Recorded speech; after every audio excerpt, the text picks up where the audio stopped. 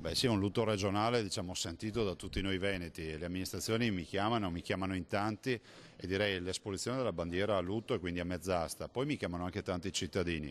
Ognuno poi interpreta come vuole, c'è chi abbasserà magari la saracinesca del negozio, dell'attività, chi spegnerà le luci, se sono delle luci visibili, piuttosto che molti vedo, mi dicono metteranno una coccarda nera, un fiocco nero magari all'ingresso del negozio nella giornata di giovedì appunto per ricordare. Questo dunque l'invito del governatore a trasformare la tragedia di Refrontolo in un lutto che unisca tutti i veneti, mentre arrivano dalla giunta regionale i primi finanziamenti per Refrontolo. Soldi che serviranno a mettere in sicurezza la zona secondo le regole dettate dalla protezione civile e a ripristinare i luoghi con l'intervento del genio civile. Strade dissestate, ponti caduti, guardrail divelti e case isolate senza acqua né elettricità, gli effetti più evidenti.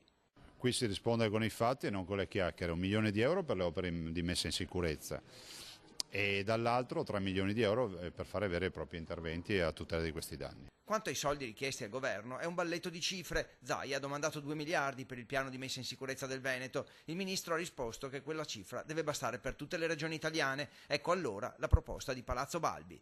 Noi chiediamo che si finanzino le regioni che sono in grado di investire da subito, cioè di far vedere i cantieri. Non possiamo ritrovarci con situazioni che già tutti noi conosciamo, dove ci sono i soldi e nessuno fa nulla. Soldi che, pochi o tanti, rischiano però di rimanere bloccati dalla burocrazia. Intanto chi ha denaro in cassa non lo può spendere. I comuni sono infatti vincolati al patto di stabilità e non possono finanziare le opere contro il dissesto idrogeologico.